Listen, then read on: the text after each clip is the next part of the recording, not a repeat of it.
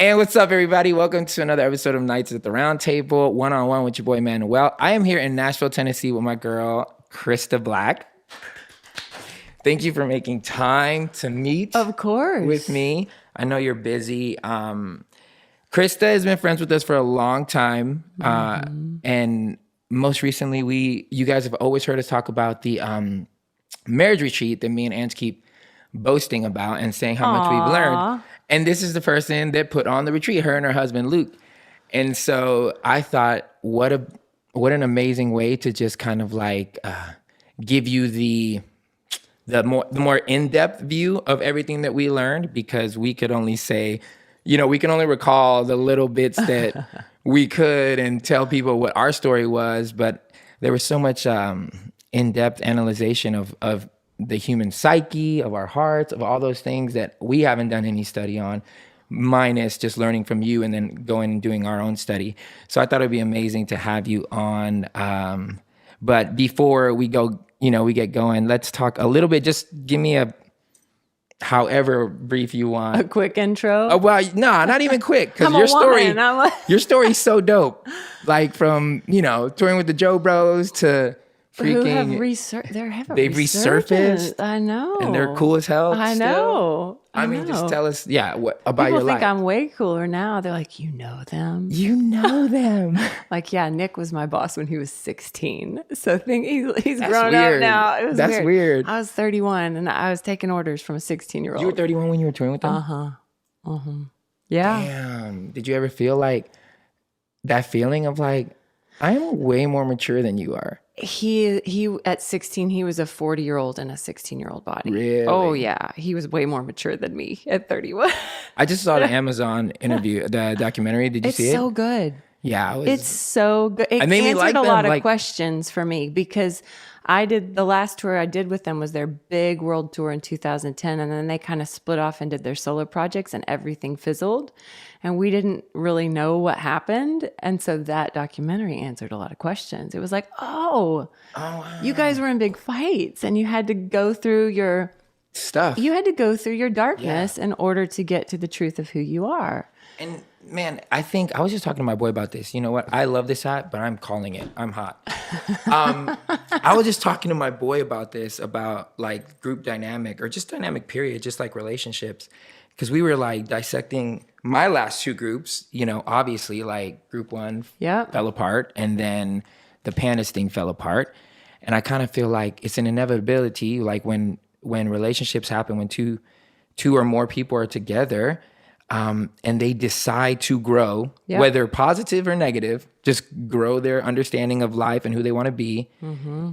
It always seems to be in separate directions. Yes. Like it's really rare, because we think of ourselves first and what we want and what we feel makes us happy. And then we end up growing in that direction, kind of without consulting anyone else. Yeah. And it's really important. And this can be the same for marriages and married couples too, that you think, we're so in love and we're going to grow in the same direction. But,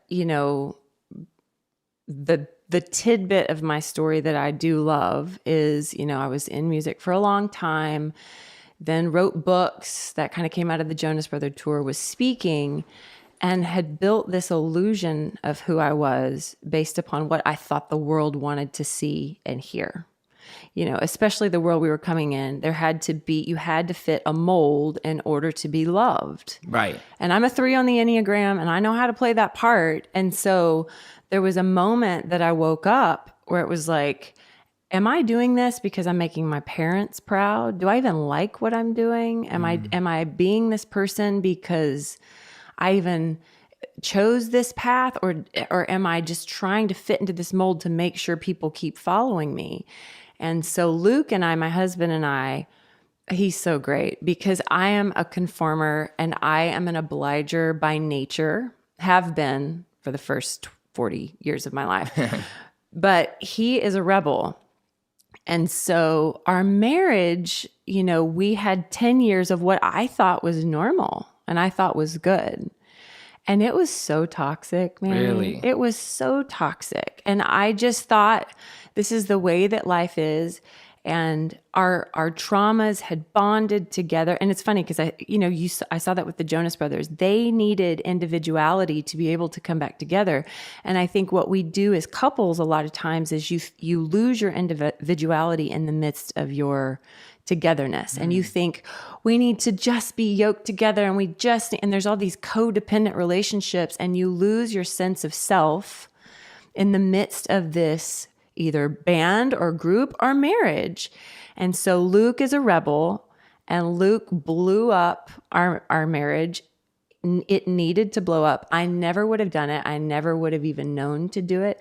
And he did it. He would say, I screwed it up. I did it the wrong way. So he teaches people to blow up their boxes in a generative way that don't almost ruin their family. Because he left for 9 months, and he needed to confront his darkness. And it's funny because that's what a lot of the Jonas Brothers did in that documentary. They had to go live out their darkness, or to live out the parts of their lives like, I don't like you, I don't want to be with you, like, let me live out this portion of my ego, so that you actually have a contrast to find out that doesn't taste as good as I thought it did. What really matters to me is that we're all together in our individuality. And I loved on that documentary seeing Nick going, I had all this fame, and I would look to the left and the right of me, and I didn't have my brothers. And in couples, you kind of have to go through that. So we actually teach people to separate in a generative way, because some people, they're like you did all the exercises where you stood across from Ange and you could feel the energy between you. And all of that has science behind it now, which is great, because your heart is 60 times more powerful than your brain. And you have a biofield, people would call it an aura, which people freak out about that. It's so new age. I'm like, go look at the Renaissance paintings. They had halos over them. It's a field around you that can now be detected by instruments if you look at Heart Math Institute. So we had you and Ange and all of those couples standing heart to heart, resonating your heart together, syncing your heart together, aligning your energies together. They're real in the biofield, so that you can actually move beyond, we got in this fight, or we disagreed about this, or, and you're able to come together and sync together through the energies of love, through the field of love. And so there's ways to be individuals and to do that. But most of the time, couples, individuals, Luke and I were so toxic around one another that when we would get around one another, it almost felt like everything would collapse in on us. It was two people living together with closed hearts. Our emotions were kind of collapsed in on one another. And I'm so thankful he was like, I can't do this anymore, even for our kids' sake. Because so many people stay together for the kids, and they're like, my parents did. It's great. But they hate each other, and they don't work on opening up their bodies and their hearts to one another. I mean, we were just talking about sex in the old people's home. Yeah. And it's like off the charts. People are loving having sex. They lose the body inhibition. They're like, woo! And it's like this beautiful, a lot of times free for all. They enjoy sex and they enjoy connection. But sometimes when couples stay together for the wrong reasons and don't work on their trauma bonds and the toxic emotional energy that they have between them, the kids feel it, and then you just end up having a miserable life. Between you two, what was the toxicity like? Oh gosh, what was your toxic? What was his toxic? Because we talk about the Enneagram a lot on ours. Is he an 8? Is he an 8 too? No, I'm he's a 9 with a really strong 8 wing. Okay, and I'm a 3 with a really strong 4 wing. I'm an 8. Yeah, you are. Ange is a 9. We believe. We keep thinking that she's a 3, where we keep going, but she's like, I think I'm a 9. But 9s in health go to 3. Yeah. So she's got some 3 in her. Yeah, I'm a straight 8, and I'm learning. What's your wing? Are you? I don't know. You seem kind of fun. You I got think that I am. 7 wing. I definitely have I'm hardcore. Like, I am assertive. I do take control of a room. I'm very much like that guy. 8s. But you're also like the life of the party. Yeah, I can be. I would say you're more 7 than 9. Even though I don't like being the life of the party. I naturally, people don't believe me when I say it, but I naturally do not like attention, even though everything about me demands attention. stage. I'm on stage.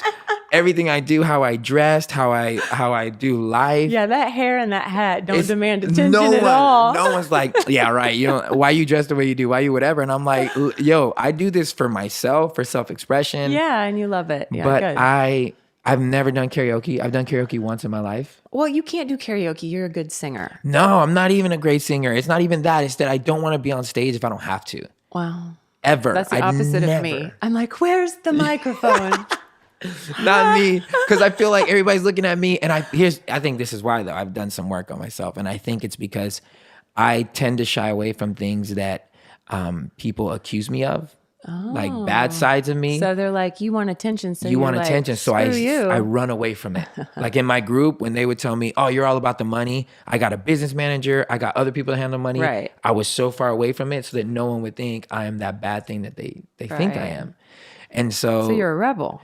yeah, You're a rebel. So I just run away. But I've gotten to the point now where I'm like, F you, I do what the hell I want.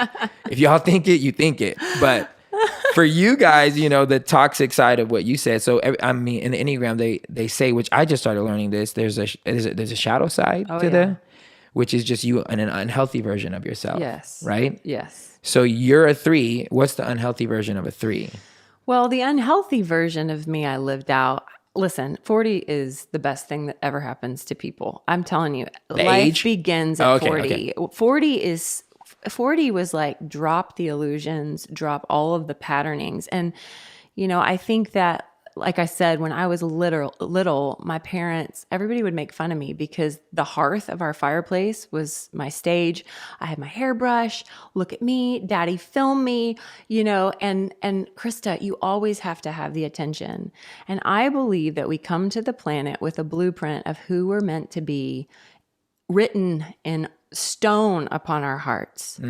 And that life, you know, you build up this ego and these shadows. You know, the shadow is not bad. The shadow is what you can't see about yourself. So you build these illusions. I built up illusions to survive, you know, but I was meant to be seen. I was meant to be heard. It's who I am on the earth. And I can't change that. Right. And so all of those, you know, the personality that I developed on top of that used that gifting in a manipulative manner. So I used my gifting of talent to make people like me. You know, I'd go into a party and I would scheme like, how can I let them know what I've done, who I've toured with, how good I am at singing, how, you know, and just drop it here and there. So, you know, you use what you're meant to do as a manipulative tool to try to get people to like you or love you, which I did for the majority of my life. And that was the end result for you. You wanted people to like you, not you just wanted to be braggadocious. I didn't feel like I was lovable anyway. And so I had to use my giftings to try to get people to love me.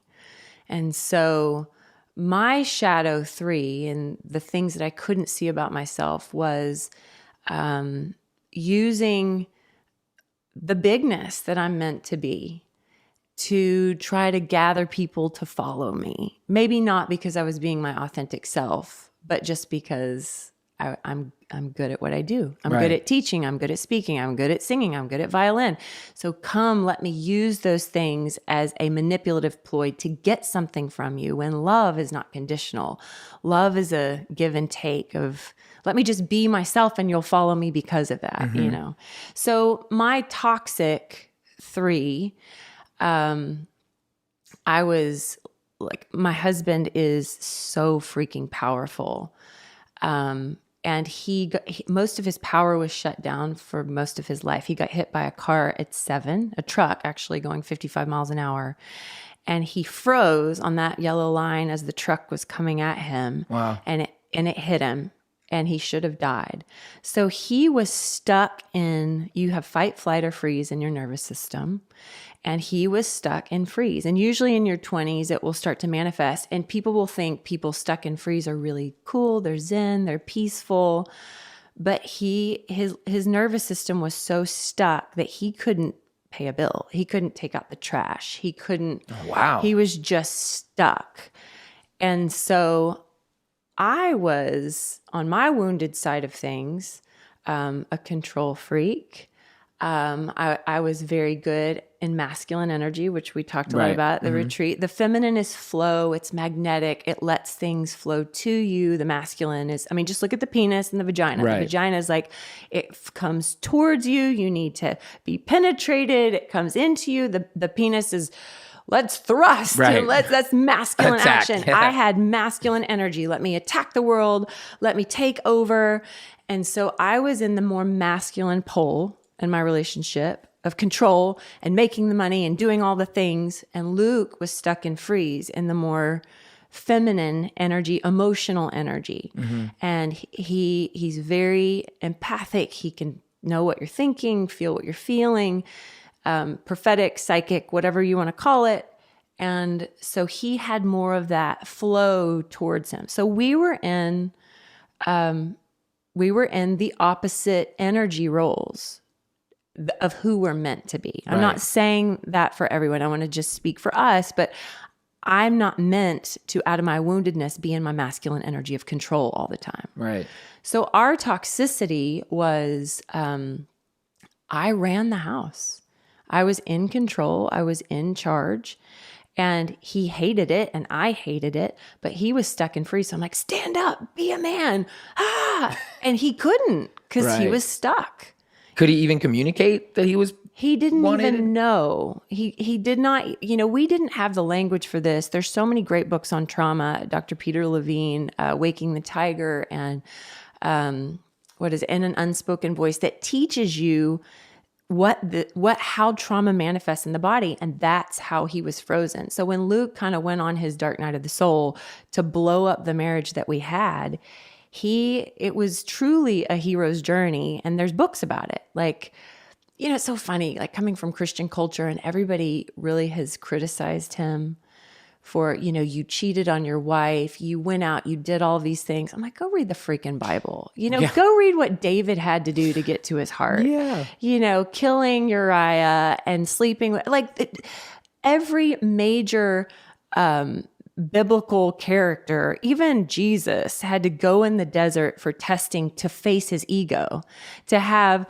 Satan come and go, hey, you bow down before me, I'll give you all this. He had to confront the ego. Like, you could be this, you could have all of this. And men and women, we have to go through our darkness.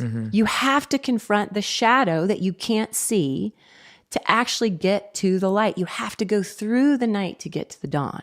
For Luke, did you say, I don't know if you mentioned it earlier, but do you feel like his escape was because he felt like there was something better out there? Because I feel like men, we innately feel this. Like, we get what we've always wanted. Then you realize it's not always what it's all cracked up to be. Yeah. Because marriage is hella hard. It's hard. And then you start realizing nothing turns off. Because I was telling my friends this. I was like, am I the only dude that when he got married, and I don't know if this was the Christian culture in me, that I legitimately thought everything would shut off. And you just won't be attracted to another?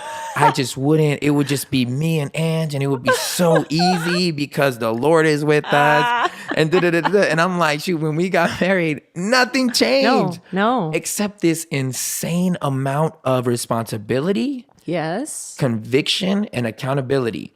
To which I still had the same thoughts. You still notice the same pretty people, but you just have this heavy weight I'm not of, supposed to. I can't do that. I shouldn't. Yeah. And that weight, I feel like, makes men feel trapped. Yes. That they feel like, oh, I can't do this. I can't do this for life. Like, I want to roam. I want to check out this. I want to spread my seed, do my thing. Yeah. It's like innately in us biologically. You know what I'm saying? Yeah. Is that what you would say, like, he was feeling? Or was he more running away from the fact that you were controlling the house and he was just like, fuck you, I'm out? Well, that 100%. And it was, we were so toxic around each other, but in a very codependent, toxic way. So, we talk about this. Harville Hendrix wrote Getting the Love You Want. We talked about this a lot in the retreat, how he studied divorce for 35 years, and you attract the person who's going to best help you recreate your childhood wounds, so that because we're evolving as a species, you're evolving as a human. So if you've got stuck abandonment issues like I did from childhood, deep abandonment issues, I attracted Luke, who shut down when I would get controlling. And what did I feel every day? Abandoned. Every day of my life. And so then my inner child comes out. I feel abandoned, and I would try really hard and, let me be more loving. Let me be more kind. He would continue to turn away from me. And then my anger would come out. My rage would come out. How could you abandon me? How could you act like this towards me? So then what did I feel like to him? The anger that I had, like, wake up, felt like the truck every single time, the truck that hit him. So we were a perfect match of woundedness to recreate our childhood, to where our inner child is coming out and trying to run the ship.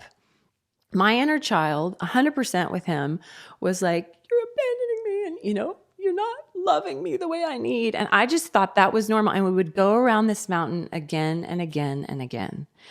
And it wasn't always, but it got to the point where I think he was like, I am trapped in this cycle and I don't know how to get out of it. And so, yes, he did have to, he went and he slept with other women, and he's like, worst decision of my life, because I had it so good with you. I'm like, yeah, you did. But he went and slept with other women. He was a virgin when we got married. We were super Krish, waited till marriage. Right. And so I think there was a part of him that always was like, well, good Lord, I've never even had sex with anybody else. Right, yeah. But the thing that he needed to escape was not, it wasn't me. He always loved me. He was trying to escape the toxic bonding that we had developed over 10 years in a marriage. And usually around the 10-year mark, that's when people kind of start going crazy. You start seeing people like, do I really want to do this for another 10 years? And they separate, or they haven't worked on who they are. Now, to your point about your masculine drive of attraction. So the way that Luke talks about this is, and I never expected him not to be attracted to other women. He's very attractive. Like, my husband's really good looking. Right. And he's very like sexually attractive. I always see women looking at him. I see him noticing other women. But to me, it is not the pull of like, he notices a beautiful woman, because I noticed her too. Right. Like, she had a great rack. Yeah. It was awesome. Her ass was amazing. Yeah. I noticed it too. But what I acknowledge is when he looks away. And like the way that he lives his life now is, the feminine is beauty. We are beauty. We are round and soft and magnetic. And the masculine is penetrative and it is electric and it moves forward. And so that feminine, if it's in a woman's body and she's attractive either with lust, because the energies of lust are different than the energies of just beauty in a woman's body. It comes out of different energy centers in the body. But when you say lust, is that what we would call sexy? Like, that's what we would call like they're oozing and like so I would like to have sex with that person. Yes, like, or just I would like to have non-relational of just let's just screw. Yeah. That is different than I'm appreciating this woman who is radiating in beauty. Right. So that's a woman who is just like, she knows her sexual energy and she coerces men, like, I look good. I'm going to pull you towards something that's not real. That's just lustful, and that's out there too. And when he looks away at that woman, I'm always like, thanks. Like, it wasn't that he looked, because we both did. Right. It was that he looked back towards me, the woman he loves. Now, what I think women need to own and the responsibility towards is that a lot of us as women hold bitterness and resentment and hatred in our bodies, and it's not attractive. Yeah. And so as Luke's wife, my love for him is to become the safest place that I can be so that he might look at another woman, but I'm the safe place that he comes home to. Mm-hmm. And I think as women, when we're in that wounded inner child, and I've done this where you're like, you know, she's prettier than I am, or the jealousy, that doesn't feel good to a man. And so then the masculine feels guilty for looking. But what if as a woman you went, okay, all day long he's looking at beauty and he's just appreciating it, you know, because it nourishes you as a man. Like breasts nourish men. Right. Like boobs, they're awesome. Yeah. They're great. And and you look at them, and instead of being like, let me shoot shame through my circuitry and I shouldn't do that. Let me shut down who I'm meant to be as a man. Let me shut down my sex drive. Instead, let me look at that because we're both looking at it and I'm pulled towards it. Let me look at it. Let me appreciate the beauty. And then let me pull it in my body and go back to my wife. Yeah. And that's different because it's never going to shut down. So then you appreciate the flow and the magnetism and the beauty of women that nourishes you as a man. And you don't stare and you don't fantasize about it. You let it nourish you and then you look back. See, that's interesting because I remember we I don't know if I did a video or something and I asked women or asked people, I was like, you know, if you felt like that was disrespectful. And of course, you know, there's a lot of church answers that it's just like, that is not good. It's unholy. It's what it is. And I'm just like, I don't know anyone that can see. I mean, we live in LA, so I can't go to the gym without looking out. Like every woman in there is super fly. And you know what? The dudes are hella fly too. And I'm like, oh, this is a good looking dude. That's a good looking girl. Yeah. And it would always affect me. And I'd be like, man, this is weird. And I remember when I was in Bible college, I thought I was super spiritual because I was like, Jesus, take away this drive, take away this whatever. Take away my God-given masculinity. Yeah, because I saw it as shame. Take away what you gave me. Exactly. What you're saying, I saw it as shame. Yeah, of course. And my president got up and he was like, it was for me because he was like, for all you guys praying away your sexuality or your drive, your sex drive. He's like, that's stupid. Just call it like it is. And I was like, damn, bro, that's harsh. Good. And he's like, you can't pray away something that's biological, that's intended for good. Yes. What you have to do is just not start the engine. Just don't start the engine. Yeah. Because once you start it, and he, in a roundabout way, he was like, you know, men, that's why we get a thing where if you stop before you're done, your body's angry with you. It's what we would call blue balls, but it's like your body's saying like, bruh, why'd you start something you couldn't finish? Right. So his thing was like, just focus on the not starting. Like, if you know that, you know, you can't handle this situation, don't step into it so that you don't have to like go against biology. It's never going to go away. And I don't know why, for some reason, when we got married, like that was the thought. It was just like the holiness was just going to kick in and you're just never going to, but it's not. Like, it's almost like reflex. Like when you see someone, I'll literally meant to be. I will literally do this, Christa. I will see somebody, I'll be in LA and I'll be whatever, or different places or whatever. And I'll see somebody. And if she's like beautiful and attractive, I will literally be like, shit. Angry at God. Like, how do you make something that fly to just walk around and be in front of us? Like, I would literally get like angry, like whatever. And not that I don't think my wife ain't fly, but I'm just like, what the hell? Why is this person? And they're just oozing what you were talking about. I think like with me and Ange, I would always tell her, I'd be like, babe, there's people that just ooze this confidence in their sexuality. Yeah. And to me, I've always been with people like that. So when me and Ange got married, Ange was not that at all. I threw away all my initial inhibitions, my initial criteria for marriage, because I was like getting everything that I wanted, quote unquote, and it was all just failing. And so I started questioning, like, what if I don't know what I need? Like, I know what I want. What if I don't know what I need? And so when I met Ange and I heard the Lord say, I trust her, when I was praying about it, And I was like, well, damn, Jesus, if you trust her, I trust her then. Like, I can trust her. Because I didn't hear him say, you can trust her, Manny. I heard him say, I trust her. And that was like God co-signing her. And I was like, okay, whatever this person has, I need in my life. Right. Like, it isn't about chasing all this other stuff. Right. So we maybe like 4 years into the marriage, then I started recognizing, well, probably actually it was like last year, a little over a year, I was doing this cocktail of like, as a man, trying to supplement what I really wanted, that feminine, because I didn't want her to feel bad. I knew there was trauma. I knew there was things that she's gone through.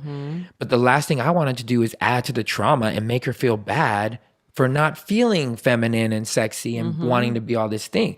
So I would just try to figure out a little dose of fantasy at the gym, a little dose of fantasy while I'm out, get my nourishment from women who are like super sexy and super whatever. And I just be like, wow, that would be amazing. That's dope, you know? And then come home and support my wife. Like, so whatever you need, I'm here from you, you know? Like, it was so noble until I realized, you know, I had a situation where, I did end up being attracted to someone and being like, oh my God, you can be attracted to more than one person.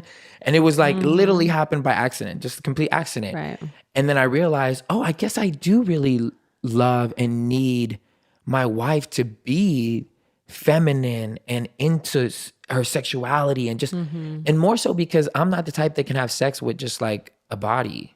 Yeah. Like, I'm not that dude. I have a lot of friends that are like, whether she wants it or not, I need it. That's what we got to do. And I'm like, oh, you don't want it? Okay, cool. I can't do it. Yeah. I can't just have you sit there and just not, it has to be this thing of like fire to me. And I remember telling her, I was like, babe, I think I need you to own your femininity. I need you to like feel sexy. Cause I would ask her if she feels sexy and she'd be like, when I'm being funny. Yeah. Which is most of our, you know, bedroom time, she would be like goofy when she was trying to be sexy. Right. And I'm like, I don't know how to take you. Like, that's not what I'm used to. I'm used to women who are like oozing and sexy. Right. They're just like, look at me. I'm about to you up, you know? Right. And that crap makes me come alive. And so enter in us going to your retreat, and it completely changed the course of our marriage, because then she found her femininity and she came back like a different person.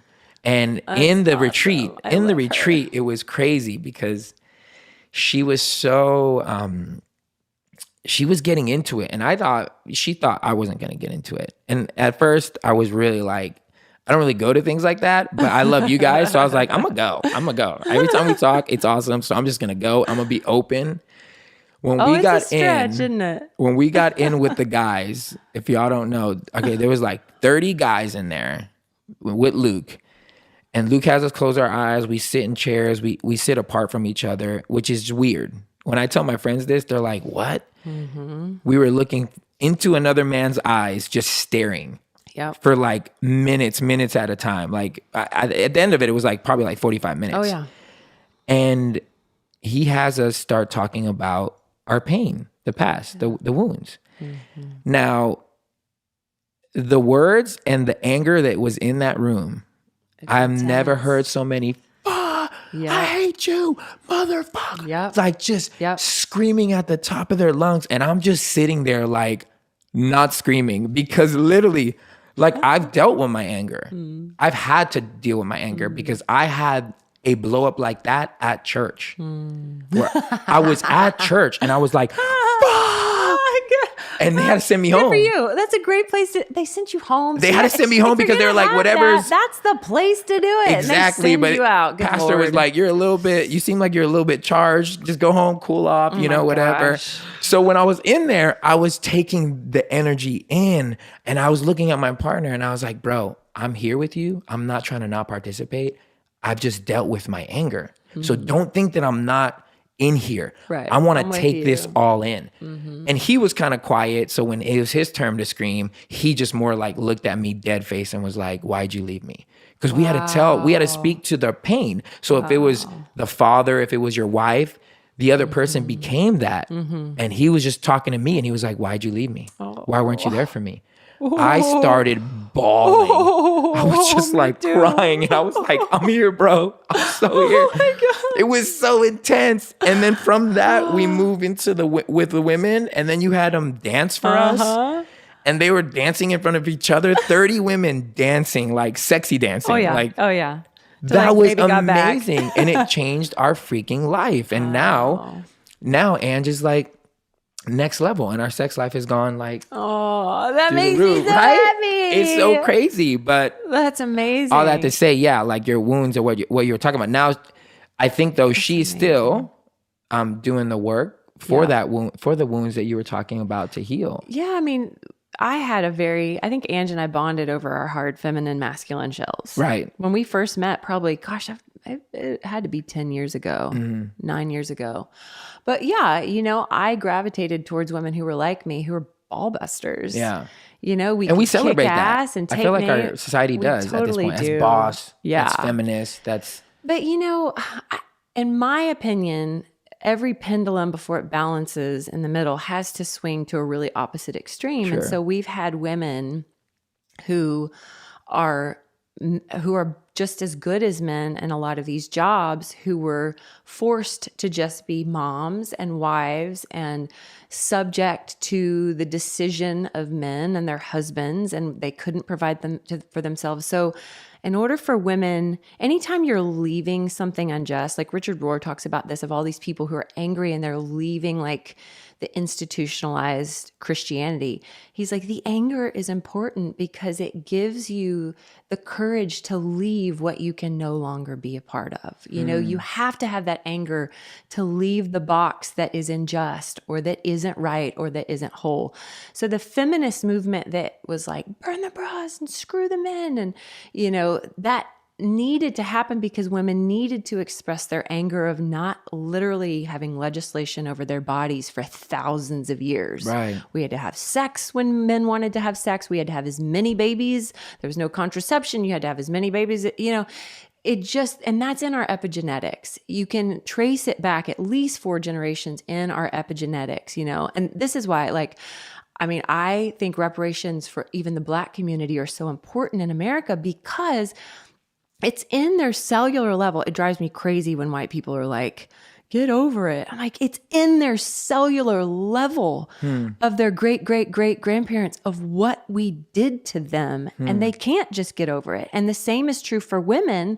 It's in our epigenetics of not having a body that was our own and not being able to support ourselves. And so the anger that breaks out of the box, it will be short-lived because nobody can sustain a movement in anger and hate. Right. And so I do see people like Ange and I doing the work to go, we did it. We were badasses. We were successful. We were hard. We could do it just as good as a man. I could change my tire. I can, and you almost, even your body takes on the shape of that penetrating masculinity hardness, which is why a lot of us couldn't orgasm for years, or we couldn't get into that softness because we had to be so hard just to ball bust our way through. But now that we have a seat at the table, now that the women's voice is being heard, I see a lot of women who are like, I don't like myself in this energetic role all the time,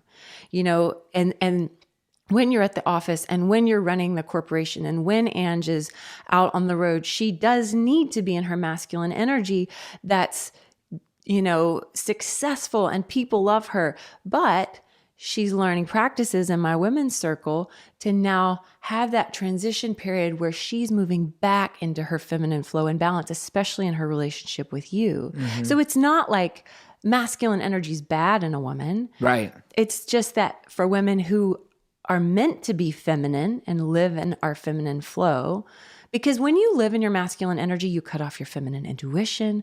We cut off that gut level instinct that we have that's connected to spirit, that's able to see beyond sight, that's connected to another realm. And so it's, it can be very logical and rational.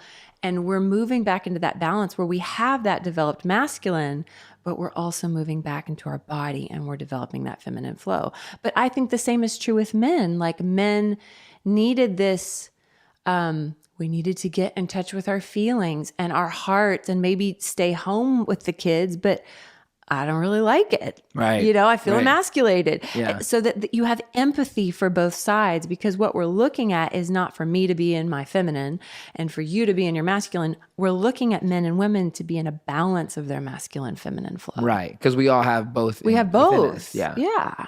Well, that's interesting because I know it's not the best. I mean, my friends would always make fun of me because I was definitely the most feminine in our group. Right. Feminine meaning I like clothes. Right.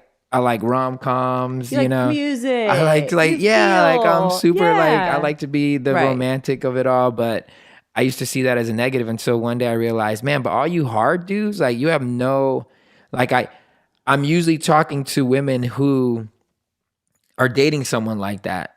Right. And there's no connection, there's no depth. You don't have any like communication. Mm-hmm. And it's funny because with Ange and I, she is not the communicator. I'm the communicator. You Yeah. know, she's very much like a guy in that sense. Like Right. I'll try to talk it out and she'll shut down. Mm-hmm. She'll be like, Yeah. after a certain time. And I'm like, man, that's so interesting. Yeah. Like, and I didn't know what was going on. I just felt like she was just being mean until we started discovering this whole idea of masculine and feminine and what was really happening inside like her mind. And I really respect and enjoy the fact that she's doing the work now to try to figure it all out. Because I think there's a lot of people. We had a question in the sex podcast that we did, which hopefully these people have already heard at this point. And there was a lady, and this was so interesting to me.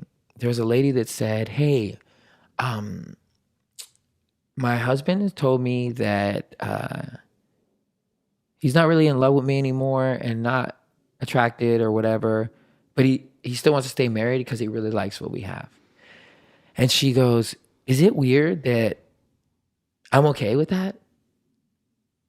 And everyone at the table was kind of like, well, at least the girls. Ange and like, Bobise no. was like, nah, maybe she just doesn't know what's out there. Maybe she doesn't know whatever. And I was like, or maybe she knows what's out there and knows that she'd rather have a really good friendship Yeah. than deal with the crap of everything that else. love and chasing love comes with. Like How old maybe is that she?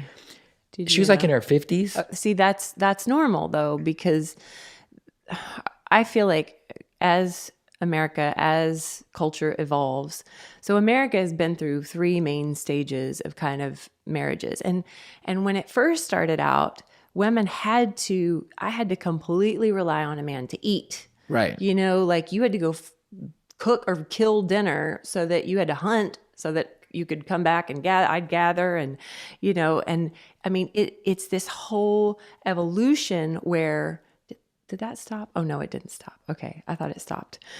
It looked like it stopped for a minute.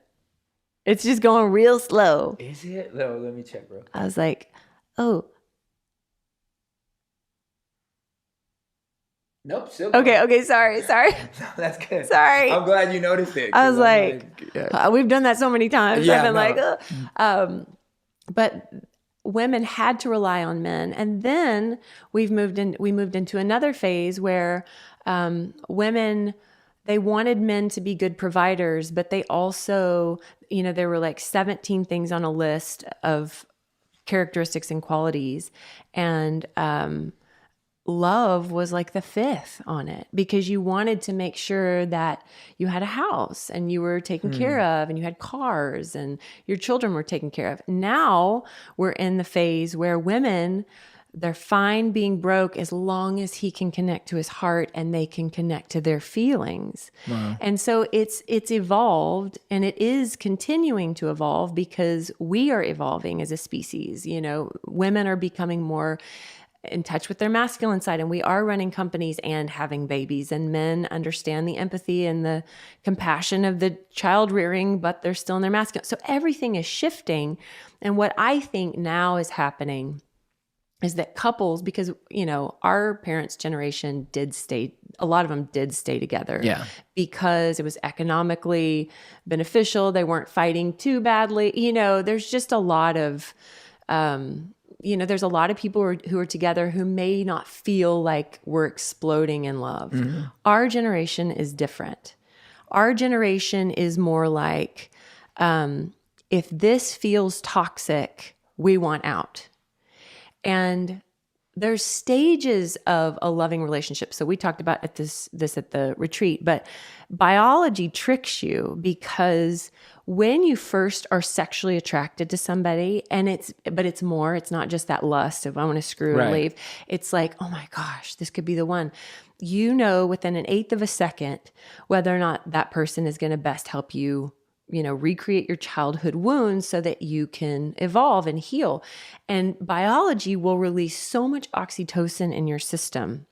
And if you measure like the biofield of somebody in love, it's literally like a radiant light. Your radiant circuits, which is your circuitry of joy inside of your body, they're flowing and everything is amazing. Same for the guy and the girl. You're just in love, but you're not very grounded in your love.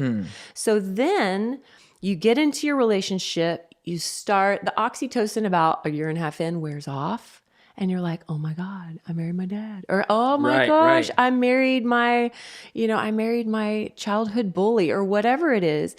And the oxytocin blinds you so that you will get in a relationship and a covenant where you can actually work out this stuff. So then once that wears off, that's when the real inner child, deep shadow work begins, where you have to start owning, where do I not know how to love? Where is this healing something in me? And that's the work. Now, most people don't know this. We did a podcast with Michaela Boehm, who trained us, and she's a trauma specialist and a relationship specialist. And she's like, isn't it interesting that the one thing that everyone wants, which is a relationship, we have no training for. We have you just get in on it with a wing and a prayer going, it'll end up like the rom-com, the end of, and you get into it with no training of the thing that defines everything. Your relationship, your partnership, your marriage, your committed relationship determines the energy that you go about your business, the energy that you have to raise your children, the energy that you have to show up in the world. And yet we have no training on the most important relationship that we ever have. We'll go to school for engineering and music, but we won't go to school for love. So then you get into these patterns and you think something's wrong with you, or like we've lost our sexual spark. There's nothing wrong with you. That's actually supposed to happen because you have to then individuate, find out who you are, and then love is actually a practice. And that's what we teach at the marriage intensive. Yeah. Love is not, I had my zing, and people get addicted to the zing. That oxytocin will wear off with every person. That's why if I bail and I try something new, that oxytocin will wear off too. Yeah. And I will have a reality that, wow, your shit stinks too, you know? But that's where the real inner work begins, where you get to choose, how do I learn to love myself? How do I grow up my wounded inner child? How am I living as a victim? And then when you come back together, so a couple that you're in a toxic, codependent, traumatized relationship. Your biofield is completely collapsed onto you. My biofield, which by what I mean by that is your heart emits an energy. It can be detected and it completely collapses. So when you get around one another, it might go and it collapses on one another. And there's no connection. And you go, I don't feel connected to them anymore. I'm not in love with them anymore. That's because you're not practicing love. You're not practicing opening your heart and actually doing the work to what does love feel like between us. So then there's a third stage in relationships. That is when you practice love. Like Luke and I have practices. We did them this morning. And when you say practice love, you mean there's actual practices. You're not talking about just keep trying. No. It's like we actual. stand in front of one another and open our hearts and we practice eye to eye, just like you guys did. And we do these movements. We still do. Yes. And you literally sync up your energies. You sync up your biofields together, where Einstein talks about quantum entanglement, or spooky things at a distance, where, he would have two cells that have come together with something like really impactful. If you take like the mouth swab of somebody and you take it miles away and you show that guy, say he'd been in war, and you show him video images of war, the mouth swab of his saliva miles away will react at the same frequency as his what's happening in real time. Really? This is why I actually advocate not don't have sex because God will be pissed at you. It's because like Native American cultures, indigenous cultures believe that when you merge liquids, you merge fluids with somebody, it can take 7 years to get them out of your system. And so it's literally like, it's on a quantum level. I love quantum physics for dummies, but you quantum entangle with somebody and then you're linked. So if you're linked in a negative, toxic aspect, when you go out, you're linked in that negativity. But when one person, and it doesn't even take both, but when one person starts to open their heart and to practice love, it can open up the other partner. I get a lot of wives that are like, my husbands don't want to do the work. I'm like, then you do the work. Yeah. Because you're yoked, you're linked together on a quantum level, and you can do the work to actually begin to unlock him. And then if he stays that way and you want to leave, then okay, make that decision then. But don't make the decision until you're doing the work to open up your body to love and begin practicing love. So Luke and I practice love, and they've been able to detect and show that your biofield is like the beginning when you are in love. It's your radiant circuits, which are the circuitry of joy. They're flowing. You're alive. You're amazing. But there's a groundedness to you that goes so deep. And I think that's what everybody's looking for. They're not just looking for the quick fling or the let's stay together because, it'd be more expensive to divorce. You're looking for, I'm alive, I'm in joy, and I'm grounded. And Luke and I practice that on a daily basis, and everything has changed. Our kids are different. Our finances are different. I look different. I'm more at peace and at rest, and my body, I have more energy because we are in sync because we practice it. Yeah. And so for you, it's the eye to eye thing. I know me and Ange do it. Like, eye to eye, heart whenever to she heart. feels like we're not, or she feels like the anxiety, before she's just be like, I'm anxious. And she'll just tell me and won't know what to do. But now she's like, I'm anxious or I'm leaving you or whatever. And she'll be like, let's connect, link up. eye to eye. Yeah. And we'll stand wherever we're at. We'll take however long, whether it's 1 minute or whether it's 5 minutes, and we'll just stare. And usually when we stare at each other, I'll just start smiling. She'll start smiling. And we're just like, yeah. Sometimes it's just interesting. I feel, I'll start feeling uncomfortable. I'll feel good and then I'll feel uncomfortable because I'm like, oh, I have to do this more because it's making me feel uncomfortable, which I shouldn't because I'm not. I don't feel uncomfortable with her. Yeah. But I'll feel uncomfortable maybe because I'm just a dumb guy and I'll just be like, but I always love connecting. Intimacy is scary though. Yeah. Intimacy is vulnerable. Yeah. And so it's hard in the beginning to let someone see all of you. And that's what the connection exercises do. So like a simple exercise that we tell people to do is to stand in front of one another about arm's distance. Don't touch. Left eye to left eye because the left eye is said to be more receptive and helps you link up. And begin to relax the muscles around your heart and to feel one of 4 emotions, either compassion, care, gratitude, or appreciation. Gratitude's usually the easiest for people. But what you do is you don't think, you just don't think it. It's not a cerebral thing. It's like, I will move usually towards the birth of my daughter, Loxley, because it was the best birth. It was the easiest. And I remember pulling her out and I'll feel the way I felt inside of my circuitry. And then Luke will hold that feeling of gratitude. And remember that the heart is 60 times more powerful than the brain. So as you open up your heart to gratitude, what it's doing is your vagus nerve, which links your brain and your heart, you're linking that back and forth. It's sending a signal up. And what that's telling your body, it's sending the signal of this is love. This is what love feels like. So it opens up your brain and your heart together. Your hearts are syncing up together with that resonance, and you're in a coherent state. So if you look at incoherence, if you look at like a waveform, it's like a crazy, it's like, that. Yeah. Where the sound wave is recording, and if I'm speaking, it's big and it's crazy, and then it's flatline. A coherent state is where the top of the wave and the bottom of the wave are always the same.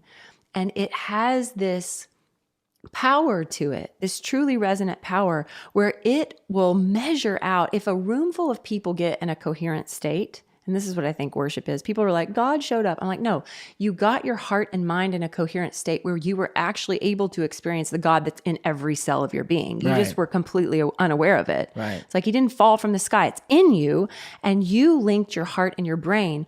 And when you get with other hearts that do that, it can be measured for miles. Like quantum, on a quantum level, it's quantifiable. It has a measurable metric.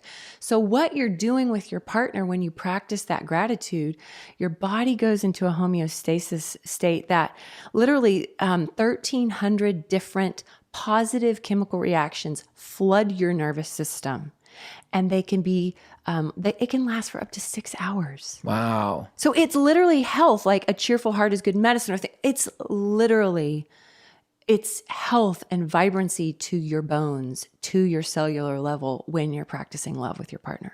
But before that, do you think, because this is, when I try to get people to think this way, usually the first thing that stops them is the fact that they're still pissed at their partner, or they still have a list of offenses. Things that have offended them, and it's built up. I had a conversation with my homeboy just yesterday, and I asked, and this was a working relationship, creative working relationship, and he told me, I asked him if he had if there were things that this other person has done to make him mad, and does he remember them? He's like, yeah, I have a log. I was like, oh, okay, you have a log. Have you talked to the other person about the log? Like specifically called out each thing and given that person a chance to respond, to show you who he is. Mm-hmm. And he's like, well, I was like, no, you're already bullshitting me. Yeah. You're already, no. Because without presenting the other person your offense, your hurt, your pain, and then giving them a chance to show you whether they give a damn or not, right, you cannot make a judgment on that person without that moment, that honest moment of, hey, you hurt me. Yeah. Did you mean it? Did you not? What did you really mean by it? And if the person meant it, they ain't gonna have no answer for you. They're like, oh, well, I did it. Or they'll respond like, oh my God, I'm so sorry. I did not mean to do that. And then your offense can go away. Mm-hmm. But you're holding all this pain and you're just logging it. Like your body, your mind is logging it. And so most women, most men, I feel they don't think that it's even realistic to practice love because I don't think they know how to practice forgiveness, or I don't think they know. And I'm glad that God has given me the innate ability to understand that I am a piece of crap. I have hurt so many people. Where do I find a moral, righteous high ground to then stand and look at Ange or anyone else and be like, ugh, I can't believe you hurt me. Let me hold this against you. When I know who I hurt, and how many times I hurt my own wife, or how many times I've hurt my friends, I just don't have the capacity in me to be morally like upset at you. When I know at some point or another this week, I'm gonna piss somebody off, I'm gonna offend somebody, I'm gonna do something dumb, and I'm gonna need grace. Right. But a lot of people don't have that. They only see what they're doing right, not what they're doing wrong. Right.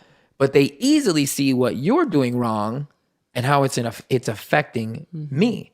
So is there I tell people to just be honest and stop bullshitting yourself. That's me. And that may be way too harsh, but is there a step one to basically, what's the right term? Lower down that wall, disarm yourself. Well, I was that girl. I was like, if we were in a fight, I was not going to back down. My walls were up. I would project everything onto him. You're the reason. It's you, it's you, it's you. And in those moments, you are in fight or flight. So in those moments, your circuitry, your brain has shut off the synapses for connection. So when you practice gratitude, Gratitude actually turns the synapses back on in your brain for connection. I mean, like we would be in a fight and I was shut down. I hate you. I feel no connection between us. I'm retracting all of my heart, all of my energies. I'm pulling it back in and I'm protecting myself. But what gratitude does is gratitude actually, this is why I think scripture says, enter in with the gates with thanksgiving and praise, because gratitude turns on the synapses in your brains for connection. So I always tell people, don't wait until it's kind of like going, well, I'm going to learn how to swim when I'm in a river drowning. No, you take swimming lessons before you are in a tough situation. So you've got to practice. This is why Luke and I, we practice love because we want to build up our energies, our immune system of love, that field between us of connection and love, because it's preventative. You know, Chinese medicine, they pay the doctor not when they're sick, they pay the doctor when they're healthy, because they do the movements and they let the power of qi energy move through their body because it prevents them from getting sick. So you've got to practice love before you get in that triggered relationship. That's number one. It has to be a practice. You have to practice gratitude with your spouse, with your partner, because it becomes a buffer around your heart for those moments when you're going to shut down. People think love will just happen. It doesn't. It is an act of the will. When you say gratitude, do you mean like gratitude of one another or just both and, both and I'm grateful for whatever? It can. So in the moment, say you don't feel a lot of gratitude for your spouse. Right. Say you've got those walls and you're angry. Then I go to my daughter Loxley, because that gratitude is my choice. Bitterness and offense is also my choice. And I can choose. That's the power of free will. I get to choose what's in my nervous system at any moment. So it's stubbornness and pride that actually keeps me from getting back to a place of gratitude if I'm going to choose to just continue not forgiving you. I just am not going to forgive you. Well, great. I'm poisoning myself. So I can choose to get to a place of gratitude in myself. Now, there's also things that you can do, like there's points along your spine that literally can't take in negativity. So if Luke and I are in a fight, sometimes I'll be like, turn around. And we will go little circles really hard down the central line of the spine, because they're neurovascular points that actually shoot energy into your brain to help connect you again. There's so many things that science has proven that we can train our bodies for love now. So I would always say do the prevention of those triggering moments by practicing love, practicing gratitude. Luke and I stand in front of one another every day and practice love for maybe 5 to 10 minutes. He did it this morning and he's like, okay, I can go. And now we are connected on a deep, loving level. And our fights, we just don't fight anymore. And when we do, we're able to get our circuitry back to that place of gratitude and love, because we taught this at the intensive, but it's like the person who gets to their heart back fastest is the person who shuts down the energy of the fight. Yeah. Because if you're in your heart, remember, my heart's 60 times more powerful than my brain, and you pick it up in your brain. So my heart is pumping out this signal. So if I'm pumping out bitterness, resentment, hate you, you're registering that, and you will close down as well. And it goes back and forth. But if and sometimes you got to go away. Like Luke can be a maximizer, and he's like, let's work it out. And I'm like, I just need a minute.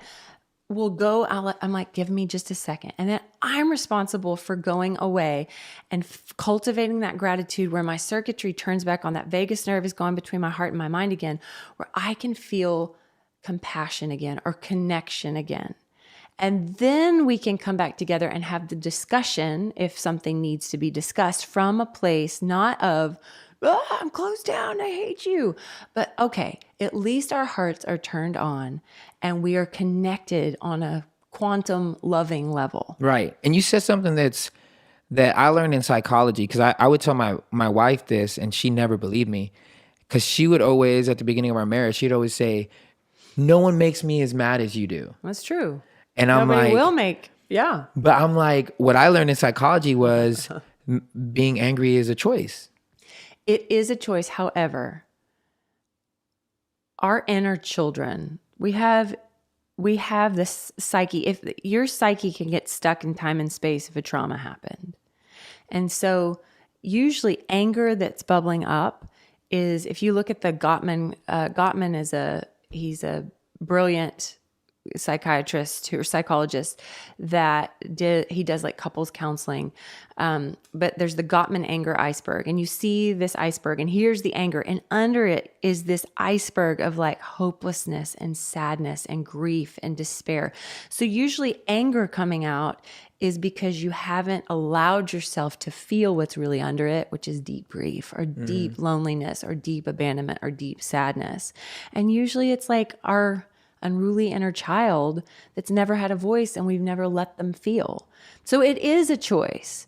But, like your trigger responses there's deep layers, psychological layers. I say it because most people, like Ange, which now feels differently, most people will still hold that ideology that I am mad, I am bitter, I am whatever because of you. Oh yeah, like that's a projection. You're the reason why. And so it resolves, or it removes all responsibility from me to change the atmosphere. So like what you're saying, it's like you feel like it's up to you to stop, choose to be grateful, choose to be loving, to get rid of whoever comes back first, to get rid of this negativity, to get this possibility of us just going off a cliff. And I feel like most people feel like their offense, their hurt, their whatever is justified. Is justified because it's the other person. Whether they meant, and me, for some reason, that one psychology class in freaking college, I just believed them. Great. And so I've always lived my life like a lot of people from the church are hurt by the church. And I'm more like people have bad stuff happen by the church or been like judged or been like whatever. They're just this bitterness and it's obvious. Me, sometimes people may think I masquerade as such, but I'm like, no. I have zero. I am so grateful for everything that the church taught me. Yeah. The church is like my parents to me, where I recognize that there's a lot of stuff wrong. They love me. There's a lot of stuff wrong because nobody taught them how to do it. Yeah, nobody taught them how to do it well. So why am I gonna get so mad at this guy, this pastor, this friend, this whatever, when I'm like, all of us are trying to figure this crap out. Just like my parents, I can't be mad at them for not being the perfect parents because then nobody taught them how to be a dad or a mom. They just are figuring this crap out. So in the same way though, taking responsibility for the fact of like, all right, my wife doesn't make me angry. Like I choose to be angry with her. And a lot of times I choose not to be angry with her, even though she says or does some crazy ish. But I have to take responsibility of that. And most of the times I'm a reason for that, which I have to take responsibility for that too. But I feel like it's easy to just not take responsibility, blame the other person, wait for the other person to make it right. And if they don't, it just never becomes right. And it becomes this layer of just anytime now moving forward, you guys get in an argument, your patience is a little bit shorter, your anger is a lot a bit greater, and you're ready to fight. Yeah, it's true. And always the thing, which I always tell Ange to like, that kind of gets, it's a trigger for me, is when she does bring up my Enneagram. She'll bring up my 8. She'll be like, but babe, you are, you do this and you have been like this before. And I'm like, but babe, I grow. You pointed that out to me like a while back ago and I'm growing and I'm working on these things. Like I really am. But telling me that I'm this thing because of some past thing that happened 5 years ago is not really like a good thing or a fair thing. Like when we had counseling, she did that. Oh man, he's like this. And I'm like, I raised my hand and I was like, can you tell me the last time I was like that? No, I don't remember. I was like, well, I do. The last time I was like that was the last time you told me I was like that. And since then, I fixed it. But it's so ingrained in you that you feel like it happened yesterday. And that's one of the things that I always ask her. I'm like, babe, why do you get so angry as if like what that feeling that you remember me doing, like as if it just happened? It's like as if I just did it yesterday and you feel the same amount of anger, the same amount of like, you're just ready to like defend. Well, usually I would do the same thing. And women, we gather. So we gather lists and we gather pain And we taught this at the intensive, but Allison Armstrong, who's an expert on men, I recommend her stuff all the time. But she says, women, when our feelings get hurt and we don't feel like it's resolved, we feel like, because our feelings are how we connect with God. They're how we connect with spirit. And so when our feelings get hurt and there's been no resolution, we literally feel cut off from what we're meant to do, which is to be connected to that feminine flow of spirit and bring it in and usher it. And so, you know, one of the best things that Allison teaches us, that we use the ouch card a lot. So if my feelings get hurt and something like, because Luke is so strong and you're probably the same way as A, and you can just mow over us and we're like, ouch. So what I have learned to do with Luke is to just come up to him and go, ouch. And I don't say anything.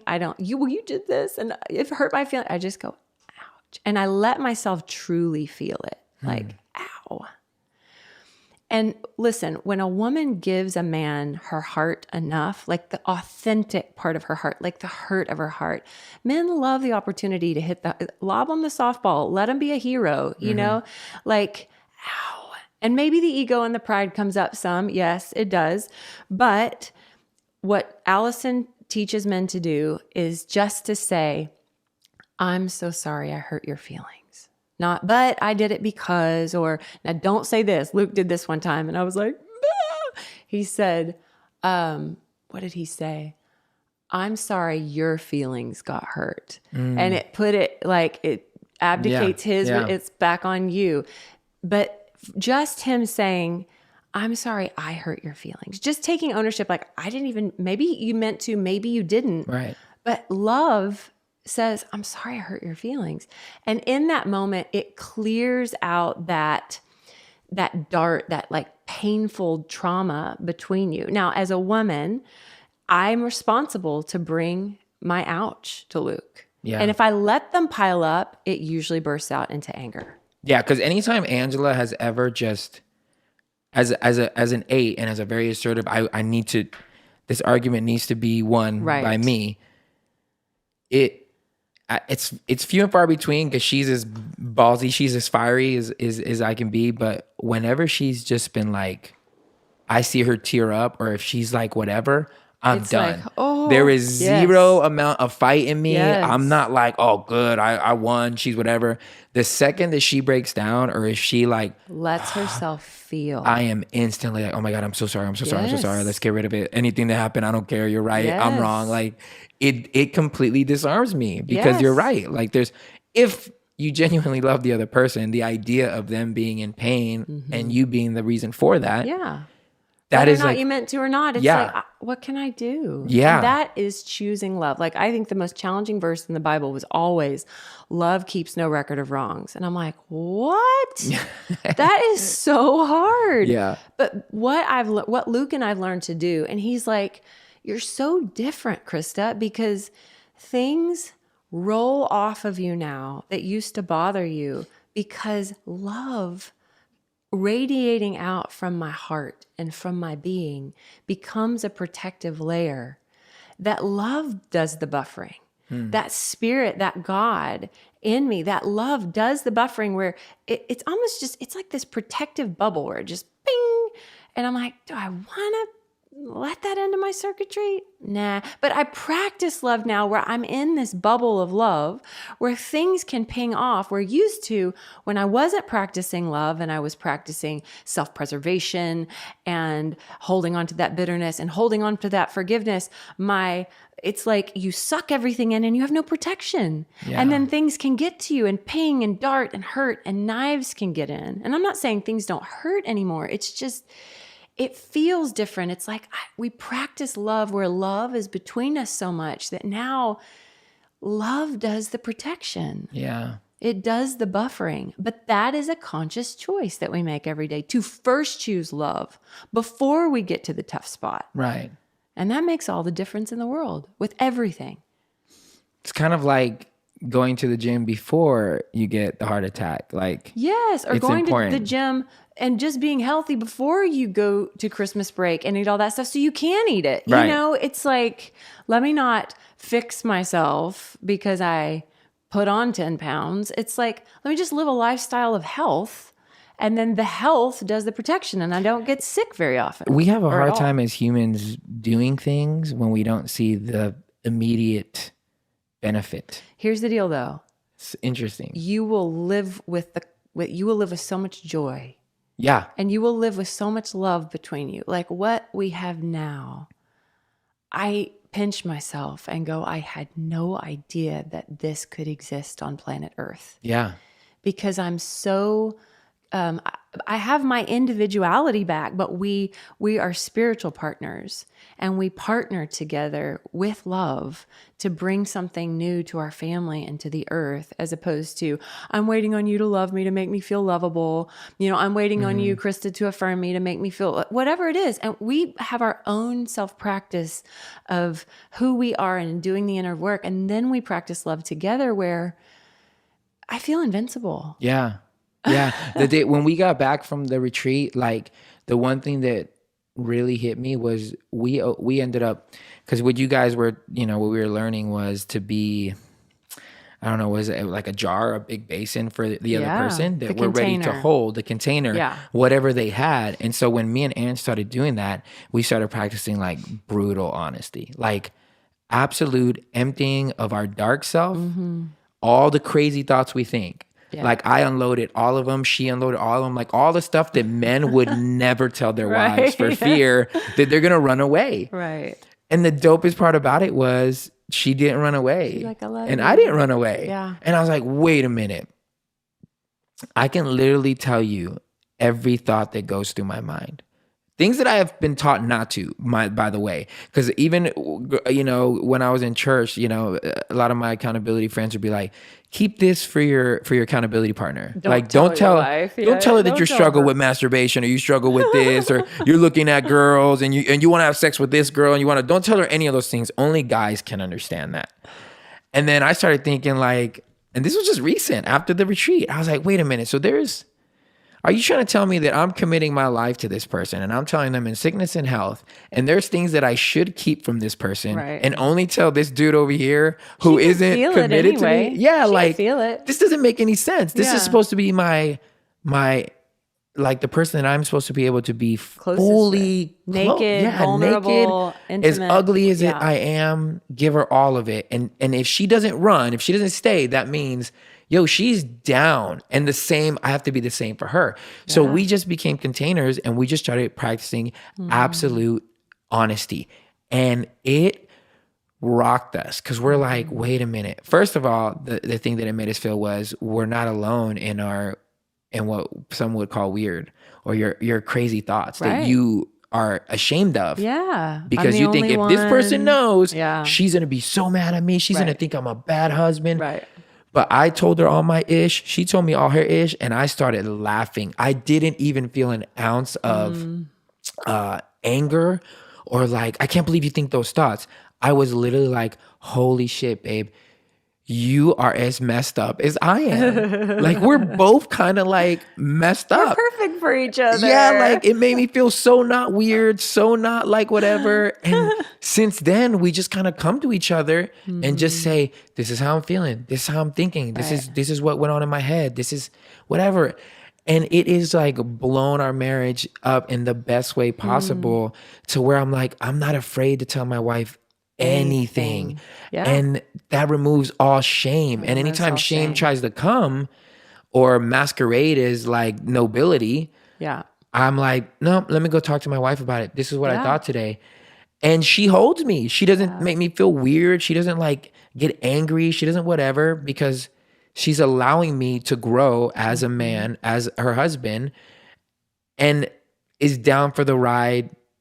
You know, with it. In our sex pod, we had the same thing because I'm like, when it comes to sex, I didn't know from the retreat the amount of stories that we've heard from all these women and men that their sex lives are so wide. The spectrum is so wide on what is happening in people and in marriage. that now it makes me think I don't use the word weird anymore. Yeah. I don't use words like, oh, you shouldn't, or that's, I wouldn't do that if I were you or whatever. I'm literally like, okay, sex, like relationship, is so fluid.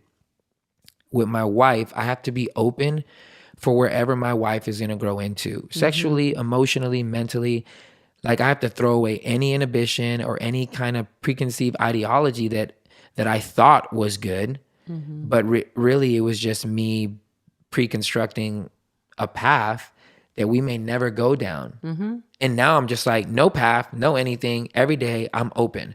I'm ready to deal with it. I even told my wife once, I was like, babe, if you ever get the feeling of you want to go cheat, just talk to me first so that I can ask you, why, what's up, who's the dude, what is he doing that I'm not? Is it this kind of thing?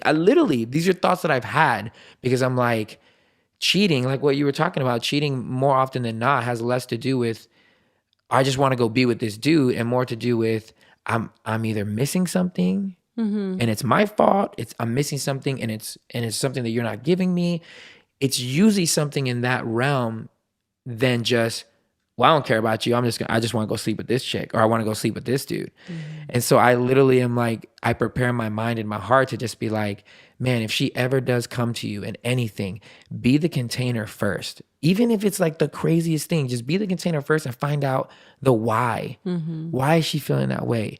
What can I do? What and is then, deficient exactly in our relationship that she's drawn that is making to you want to go do person. that? And that goes back to the whole attraction thing. I mean, attraction, it's funny. I actually not disagree with your professor back in the day, or your college President, guy. yeah. The engine, I think, is always going to turn on. And I'm sure he was talking about like, don't start the engine and make out the actual and sex physical, yeah. and stuff. Don't go over But at like, 11 o'clock at night and be like, it's going to be holy. Right. But like your sexual energy is going to turn on, or, things are going to flow through your body. But just like a car can be used to go get my kids from school. A car can be used to go get groceries, or a car can be used to go smash into a building and run off a cliff. Right. So it's your maturity is your appropriation of how to use heavy machinery, of how to use this thing called attraction, where if she is attracted to somebody else, I talked a lot about how I totally would get turned on when I'd see two girls making out. And I always thought, oh my gosh, there's something wrong with me. And I was talking to one of the girls at the last women's, or our marriage event, and she had gone and left her husband and tried it out. She was like, I always was attracted to women. I tried it out. Now I have a lot of shame. I'm back in my relationship with him. And I just looked at her and I was like, you're probably always going to be attracted to women. And I'm always going to get turned on by seeing two girls kiss. I am. Yeah. I am not trying to get rid of that thing in me that finds it beautiful when the feminine loves the feminine. Like Right. it's just, there's something in me and that turns me on. But my choice is I love my husband. I'm in a committed relationship to my family. Love is a choice. It isn't just a feeling. It's truly a choice. And so with that, this is what I appropriate that energy towards. I don't demonize it. And this goes back to the shame of like, I'm attracted to other women or I'm attracted. It's there. And this is part of biology and it's part of the way that I'm made up and it's the way God created our bodies. But now what do I do with it makes me a man or a woman. And what I do with it, I choose to take it and be committed to this relationship. So like, if Ange is attracted to somebody else or you are attracted to somebody else, that you have a safe container where you can come back together and go, okay, my biology's working and I feel deficient in something here and I'm feeling it over there, a connection to somebody. But my maturity goes, I'm bringing it back to you. And love says, I'm bringing it back to you. And I'm choosing to practice love with you by getting naked, by being vulnerable with you about this, which actually strengthens your connection to that person. Is there ever a time within marriage that the other person, which we've talked about, because we've made mention of like, can you be in love with two people at the same time? Is it, and me and Ange have always, we've had this conversation too of like, is it loving to celebrate that part of the other person, i.e., your husband's like, okay, well, you're overly attracted to other women. Okay. Do you explore that? Do you explore that if it's like a genuine attraction or genuine thing that gets you going? And it's like, well, if this makes my other person like super whatever, do I encourage it in some way? Is there a safe way to encourage it? Should you explore it? Can you explore it? You know what I'm saying? Like, are all those things whatever? Or do you have to somehow just say, well, this is what it is. I'm going to pretend you're a girl, but even though you're a man. Or, are there other options? Like within, I've always thought about what that scripture meant about the marriage bed being undefiled. And I wanted to like really like do a study on it, like what it actually meant. I'm meaning to. And I know back in the Old Testament, having side chicks was a thing, Yeah, or harem. Yeah, a harem. Or, yeah, it's not like... I mean, polygamy's real. Was it still goes on today. Yeah, and I'm like, but is there... I've wondered, is there a place in marriage where if the married couple's like, well, if this is what's whatever, I'm down to try that. Is that a bad thing? Is that a scary thing? Is that a, I am not the expert. Right. I will talk from my personal conviction. I make decisions every day based upon what is loving to my temple, loving to my body, loving to my relationship that I'm committed to, which is loving my husband and my children.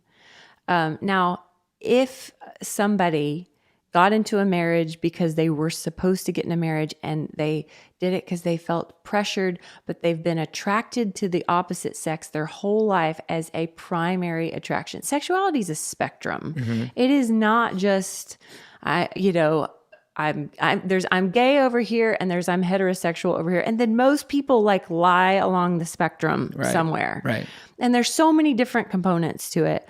But if somebody has been gay their whole life and got into a marriage because they were supposed to, that's a different conversation of saying,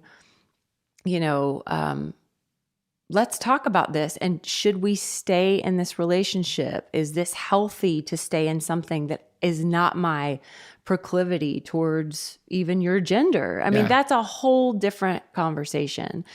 But I think for me, just being like, well, women turn me on. I mean, I don't like penis. Like, I'm like, I want a guy, but it would turn me on to be with a girl. But I am a heterosexual woman who likes men. Right. And that's my main drive. So it becomes the choice of like if you have a family or if you have a relationship or if you want it long term, is this choice to explore this worth risking that this might crumble? Like if you're not, I have a friend who, she wanted to explore polyamory and she did it in the context of her marriage, and then her marriage didn't last. It didn't survive that, and so you have to make those decisions. Were both people down? Initially, he was down to let her bring a woman into their bed and explore it. And then their relationship didn't last. And maybe it wasn't supposed to, but you have to make that personal decision. That risk. Of what. And the thing is that sex has become so tender, swipe left, right, calloused hookup in our society that the sacredness of what it actually does, which it merges two souls into one, it's the closest that you'll ever get to feeling the fullness of God. There's so much healing that can shoot up your spine as a woman, and the energies that rotate between you are so powerful. I mean, it's just bigger than like, oh, this was kinky and my fantasy and I got off. Yeah. It's really a beautiful, if you let it be. And, this is deep in like Taoist and even tantric tradition, which I thought was, people who usually don't know what that means. I thought, oh gosh, that's like whack sex and whatever. But it's like bringing God into every moment, especially your sexuality with your partner, and letting that heal you at a deep level. So if it's just like, well, let me just like explore this on the side, I always go, are you fully exploring love in your committed relationship first? Yeah. And are you practicing that? Because that could take care of like whatever it is that's making just you maybe wanna like try. a side whim of like, oh, I wish I could get my rocks off Yeah. over here, just Yeah. trying this out. And porn makes it so accessible to have all these like crazy fantasies. Like because I had been raped and sexually abused in childhood and raped in my teens, I used to fantasize about being raped because the trauma woke something up in me, and sexuality had been aligned with like domination and fear and perversion. And so I couldn't even get off for the first 10 years in our marriage unless it was bad or dirty or harsh or wrong. Yeah. But that was my pain. You know, that was things that I needed to work out of that stuck trauma in my sacral chakra, which is like your womb space, that needed to move out of me to where I could actually experience love through the heart in sex. Most people don't even get to the heart in sex. Right. It just becomes like a lower, you know, your base chakra, like it's tribal. It's like, let's fuck. Let's, you know, but the heart, bringing the heart into a sexual relationship, it changes everything. It changes the orgasm. It changes your biofields. It changes your energy. It changes everything. And most people, they don't ever get to that. Yeah. We're just getting it to it. And we're like 12 years in. We're just studying it and learning about it. And it's legit. That's insane. It's good. I'm getting there. Me and Ange are 8 years, and I'm like, man, so there's more to look forward to. Because you usually think like when you do get stuck in those mentalities of like not fully embracing love or practicing love, and people that are looking for outs, you do miss out on I always call it romantic. When I see two older people, like older, like in their 70s, and they're still holding hands, And they truly something love each about that other. is like, I know. that's goals. Like to me, I don't know how to get there because obviously we're still young into it. But my hope and prayer is always that, man, if I can get there, I feel like I will really have accomplished something in my life, because it's easy to give up. It's easy to say I'm out, and it is easy to just blow up your relationship in a bad way and just never try to put it back together. But if I can make it to like 70 where me and Ange are still holding hands, You can be with me and like Luke, because we're going to be those people. Yeah. Like I can already feel it. Yeah. We're putting too much we're putting all of our energies into practicing love so much. It literally can't not be that. And it literally takes 5 to 10 minutes a day. That's insane. I'm going to get all the books that you I know. talked about. I want to got put so them many. on the YouTube, and I want to put them in the podcast thing so that because people are always interested in where we get our information from. And The Energies of Love by Donna Eden and David Feinstein, The Multi-Orgasmic Woman, The Multi-Orgasmic Couple. I'm going to put links to all this thing. Yeah, so there's so I'll many. get so that I know people are going to want to read all that stuff. But thank you so much for spending so much time. I know we're at like 90 minutes. I could keep talking all day long. Thank you so much for making time. I love you. I hope you love guys, I Ange. love you. Thank you guys for joining us. And enjoy this podcast, subscribe, share it with your friends, do all that things. I'm going to give you links to Christa's everything so you can follow her and keep getting more of this amazingness that she's giving. So thank you. Love you guys. Later.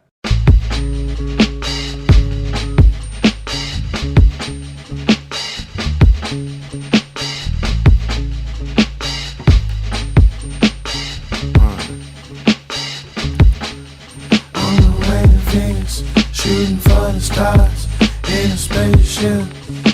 Float, I was in a dream, woke up underwater, I could feel the heat, sunrise. I don't gotta ask, you just taking orders. Do you like it black? Do you want it habanero? I'ma have some green and a little sugar, that's a lot, eh? Caramel macchiato. We can get coffee in the morning. We can get coffee in the morning. We can get coffee in the morning. We can get coffee after morning. I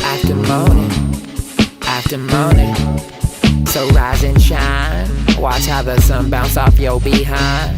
I am in a constant state of feeling so sublime. Bring it on over, I can watch you sleep all day till you wake from the deep space. Stargaze from the coop to the dream state. Wake up to the fact that it won't change. Baby, I'm so into it. Our bodies move so fluid. My hand inside your cookie jar. Ooh, damn, I had to do it. I get to acting stupid. I blame that nigga Cupid. He ain't had nothing good in mind except the fact that I got you. You the best part of waking up Folgers. Never loved like this, mama told ya. Leave all the hood rats, they ain't but a hood trap. You can see what you're really saying when you older. Older but never fool. Foolish to think that you were the best thing in my life, so I ain't going nowhere. Babe, I'm here until we die. Yeah, that's sounding kinda morbid. I'm your dark and apple pie. You my salted caramel. Caffeinated, can't you tell? I love everything about you, Penny. I'm my vision. Well, Get coffee in the morning. yeah, in the morning, baby. In the morning, baby. We can get coffee in the morning. In the morning, baby. In the morning, baby. We can get coffee in the morning. Yeah, yeah. In the morning, baby. In the morning, We baby. can get coffee after morning. Yeah, after morning, baby. After morning, baby. Sexy Medina. Let's go down to Lima. She gon' have to find it on a map, cause this a place she never seen. An expedition of her senses, touching, tasting our progression to the holiest of holies. Hallelujah, she undressing like a model. She a model of what women need to strive for. Top a woman, kill the game, a nigga come alive for. You know you is sexy, baby, why you being shy for? She say she ain't perfect, I'm like, why you gotta lie for? But what it mean though? She the one I wonder white with a steeple. Girl, you know I bet on us, no casino. Yeah, you know I saw you wink with a peephole. Yeah, I know I'm being cute though. All your girls like, there you go, why you act so stuck up? Cause I got the baddest girl and they ain't us, no they ain't us. We can get coffee in the morning. Yeah, in the morning, baby. In the morning, baby. We can get Yeah, yeah. coffee in the morning. In the morning, baby. In the morning, baby. We can get coffee Yeah, yeah. in the morning. Oh, in the morning, baby. In the morning, baby. We can get coffee Yeah. after morning. In the morning, baby. In the morning, baby. Yeah, yeah. Playing things, shooting for the stars. Shoot it. In a spaceship, float. Low. I was in a dream, Yeah. woke up underwater. On the